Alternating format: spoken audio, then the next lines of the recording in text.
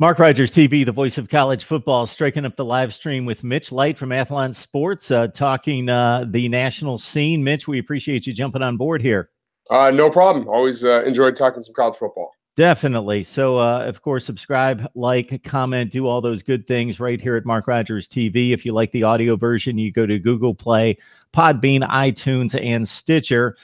Mitch, it's the Cover 2 podcast. So I stumbled upon this about a month ago. And Mitch, I got to say, the only thing I did was I just said, man, I got to find some good college football podcasts. And I just put in college football, found you and Braden, and I've been hooked ever since. It's really good stuff.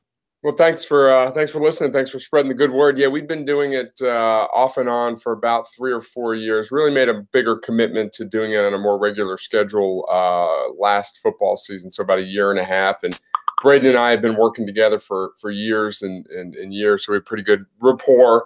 Done a lot of local radio together. Braden's the host of a morning show here, and he's always very strong, got a lot of strong opinions. So we have a good time doing it. So let's talk some college football 2018. Obviously, we're huge junkies, but the one thing that bothers me, well, there's a lot of things that bothers me about schedules and playoff appearances and that sort of thing. But looking at just the projections. Okay, let's take what are basically considered the 3 best conferences, the SEC, the Big Ten, and the ACC. Are they not cut and dry? Alabama, Georgia, Clemson, Miami, Ohio State's going to have to weed through the East, but they're the most talented team. And then Wisconsin. That for me, I would love to see somebody break through that chalk. Yeah, and to slightly change the subject, I was just on a radio show and someone said, you got to start with Alabama as your #1 team, right? And I was like, yeah, and unfortunately, that's boring. Like, I've been in Athlon 18 years now, and I used to really enjoy the debate, the offseason debate about who the #1 team was going to be. We would sit around the office and be like, oh, I like this team, I like that team, and then we'd go to our predictions meeting. We've had some heated arguments about it. Now it's just like you get in there, and it's like, you like this year, there's a rational argument for Clemson #1. I'm not making it, we're not making it, but if someone has Clemson #1, I see it. But if you've got anyone other than Clemson and Alabama as 1 and 2, at least on paper, heading into the season, I think you're just trying to be a little different, being a little cute. So to answer your question, yeah, I don't think there's much, I'm looking at our conference predictions here, Clemson, Miami, Ohio State, Wisconsin, Georgia, Alabama. Alabama did not win the West last year, but it's hard not to pick them. So it is kind of boring, and that there are a lot of favorites out there we expect to live up to the hype. And then, Mitch, if you look at the wins and the losses over the last few years, and certainly the projection going forward, not just 2018, but beyond that, based on the recruiting rankings, the coaches in place, it's almost Alabama by themselves. But if you want to put Clemson and Ohio State on that tier, they've pretty much locked down college football. Maybe Kirby Smart's right there. We may have to see it a year or two, but yeah, even that elite line seems to have separated itself. Yeah, and the only thing, when teams are in the midst of their runs, like those teams are, it's hard to envision anything happening. Like 10 years ago, you'd say USC, what can slow down USC? Well, Pete Carroll goes to the Seahawks and they get on probation. Not suggesting that that's going to happen with one of these schools, but things do happen that can interfere with these great runs. But right now, looking at it, yeah, I mean, you're right. Michigan fans would like to think they could elbow their way into that tier, and they might. Georgia, I agree with you, Mark. I think you got to see it for another year. But the way they're recruiting and the way that they performed on the field last year, that they could be in that elite group as well. Got Mitch Light on the line from the Cover 2 podcast. Please check it out for college football junkies. And also he's the managing editor at Athlons. That's kind of an, oh, by the way, he's the managing editor at Athlons. Yeah. So how long have you been there? 18 years. In fact, started in 2001. I was sort of between jobs, looking for in here in Nashville, and started as a fact checker during our work on the football magazines. We hire a lot of seasonal fact checkers, and then got along with the guys here, and there's a full-time editor position opened up a few months later, and there you have it. Been here ever since. And if you love college football, you got to love the history as well. And I'm not going to take you back to the 1930s. Let's go back the last 15 to 20 years, because I thought, and it brought it to memory when you just mentioned the Alabama dominance and having a little bit more fun with mixing teams up 5 or 10 years ago. The SEC dominance was the narrative and the storyline. And I thought it was a little bit overplayed in terms of groupthink because everybody runs with that national championship game and then they give it to that conference. Now, there's no question the NFL draft picks and the recruiting rankings coming into the conference spoke to that dominance the entire way. So I would never have said between 2006 and just a couple years ago that the SEC was not the best conference. But if digging a little bit deeper into the bowl appearances and some of the non-conference games, do you think that I certainly did think that that was a little bit groupthink and overhyped and overplayed to the degree that it was? Well, we're here in the heart of SEC country here. I'm in Tennessee, so sometimes I do have to step back and realize, I try not to just listen to talk radio here because if that were the case, it'd be SEC all the time. The one thing that I think really added to the SEC argument, though, was the number of different teams that won the national championship. That's what really separates a league. How many teams do you have that have, and Braden and I talk about it on our podcast a lot, national championship DNA. And I think that's where the SEC still separates itself. Now, the Big Ten, especially the Big Ten East, has 4 programs playing at the top of their game right now, kind of living up to their potential. Michigan State maybe exceeding their potential in this past few years. So, I would agree, big picture, Mark. I think that people got a little carried away with the SEC hype and all that stuff, and it kind of backfired because there's a lot of anti-SEC sentiment out there nationally. But I do go back to the fact that you have LSU, you got Florida, you got Auburn, Alabama, all winning. That's a really strong argument to make when you have that many teams that can win a national title. And again, before people jump on me, I never failed to rate the SEC as the best conference past 2006, but it just seemed like that Florida-Ohio State game when the Buckeyes were the consensus #1, just, bam, took it off from there.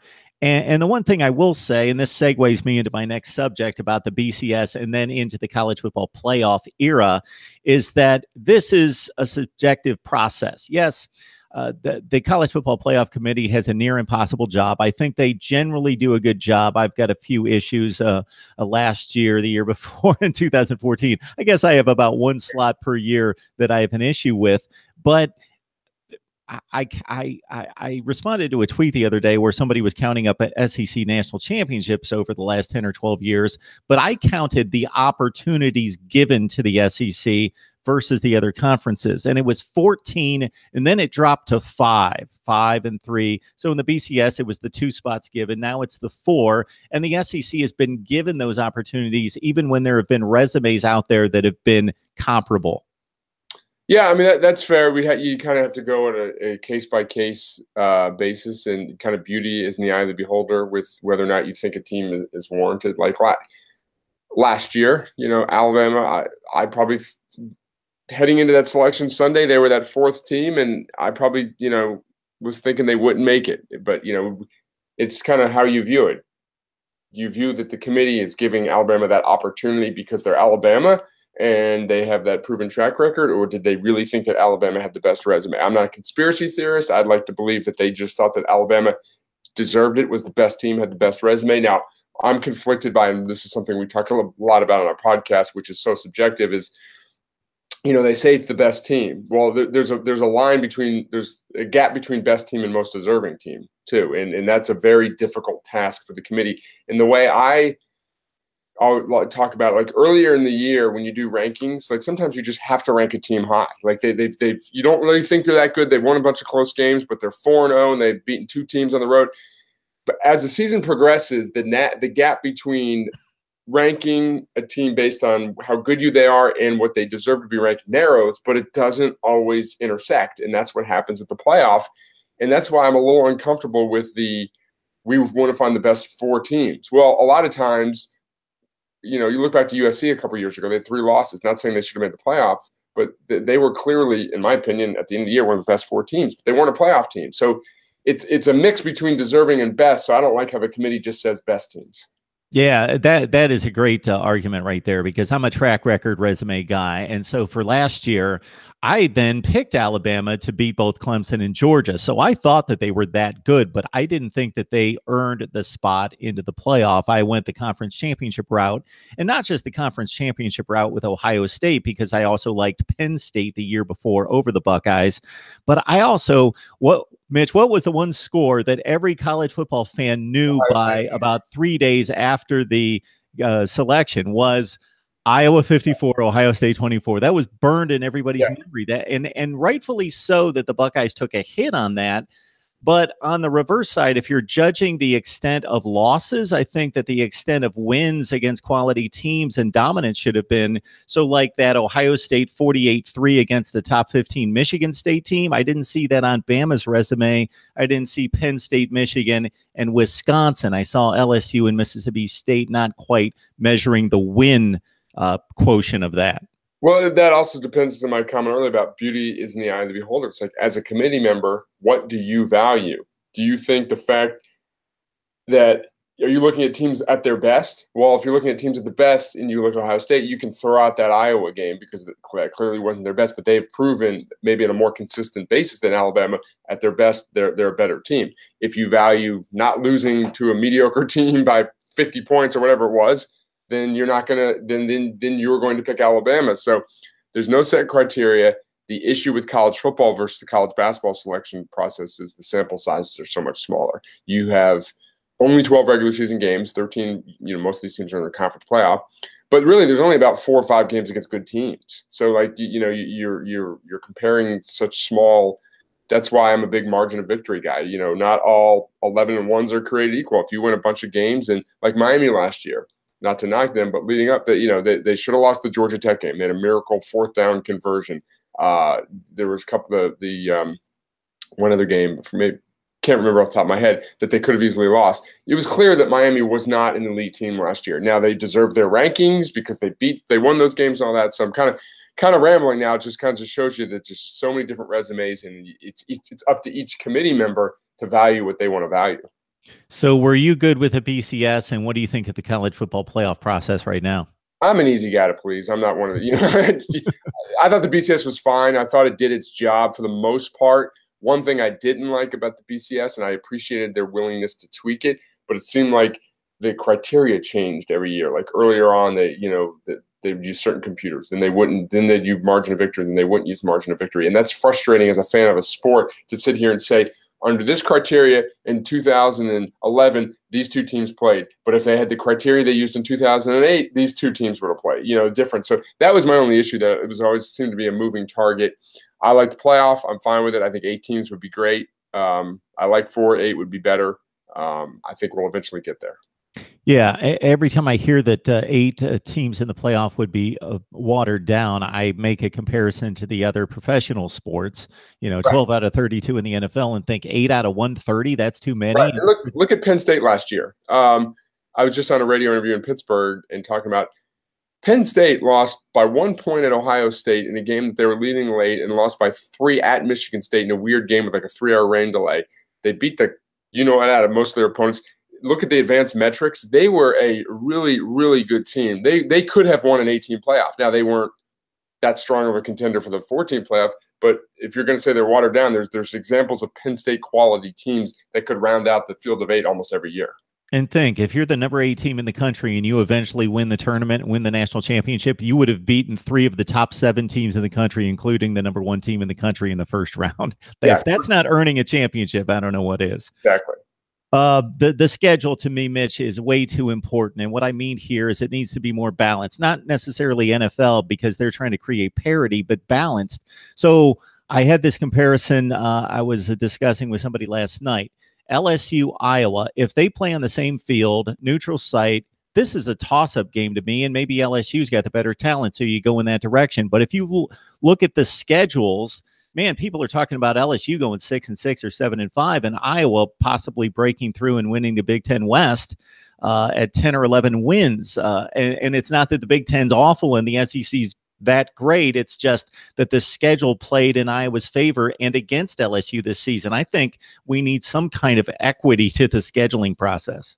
Well, yeah, your example is interesting, but you're never really going to get it with teams in different leagues. It's just my issue is in the era of the super conferences, like in the ACC is a good example. Like this year, Pitt, not a real contender, but there's times when teams are competing for the same division title, and one of them plays Florida State and Clemson, and the other one doesn't. That's 25% of your schedule where you're playing 2 top 5 teams and the other team isn't. In the SEC, you can be playing Alabama and Auburn and like Georgia does some. Well, they play Auburn every year, so that's my issue with teams competing for the same title having such drastically different schedules. Absolutely. Absolutely. There was a year about 5 years ago, and this is when LSU was comparable to Alabama, that LSU had Georgia and Florida from the previous year. They both went 7-1, so that's a 14-2 non-division schedule. Alabama had the antithesis of that, a 2-14 non-division schedule. Now, if that doesn't create a disadvantage, I don't know what does. Best conference. Does this matter to you in determining college football playoff positioning? Best conference rankings of conferences? No, I think it's fun to do. We do it in our magazine. But I think you just look at the schedule because it kind of goes, Mark, to our previous discussion there. You might be comparing a team from the SEC versus a team from the Big Ten. To me, it doesn't matter what league was better. It's like who you played in that league. Like let's say you're comparing Iowa. Well, they play in the Big Ten West. Being the Big Ten West is not the same as being in the Big Ten East. So you can't just say, oh, we think the Big Ten's better than the ACC, so Iowa should make the playoff. Well, look at Iowa's schedule versus this other team's schedule. So I think you just have to look at teams' schedules, not necessarily what league they played in. All right, a couple more things for you. Now, this is an impossible thing to answer. So if you miss something or you think back and, no, I would have ranked it differently. But just over the course of college football history, is there something that we generally, as a national narrative, get wrong in terms of perceiving this to have been too good, this player, this program, this specific team in this year, or didn't give this enough credit? Anything like that is stuck with you? Yeah, I don't know if this specifically answers your question, but my big issue with what we do as a staff is, and we try and rate when we're doing rankings every year, treat each program on its own merit based on that team. But it's impossible not to let history infiltrate your feelings on teams. So like when I first started Athlon in 2001, it was sort of the tail end of the Florida State's dominance. So every year we'd have Florida State in our top 5 in the preseason because they have a ton of talent. And they'd start underachieving. Well, the next year, this is the year they get it back together. So, like, it took us too long to figure out that Florida State isn't what it used to be. So I think that's something that we, as a college football community, sometimes we don't give teams any credit that usually aren't good because we says, oh, that's just that team, and vice versa. If we give Florida State too much credit, we give USC too much credit. Those are two teams that we get infatuated with the talent level. It's just difficult to sit and look at a team and say, you know what? And I'm using this because it's my alma mater and it's a team that's here in town. But actually, you know what? Vanderbilt might be better than another team. They won 9 games 2 years in a row under James Franklin. So picking them the next year, it might not be outrageous not to pick them last, where a lot of people would you pencil in Vanderbilt last, you pencil in Kansas last. Well, Kansas will finish last, but you know what I'm saying? So sometimes we have these preconceived notions and it's difficult to get past them. All right, Mitch Light, managing editor, Athlons. We all know Athlons, and you got to pick up the magazine, obviously, if you want to get yourself set for the 2018 season. Cover 2 podcast, that's a must listen as well. Look it up. Cover 2 podcast with Brandon Goff and Mitch Light. Mitch, we appreciate you jumping on board and breaking down some college football with us. No problem. Thanks for having me on, Mark. Take care, bud.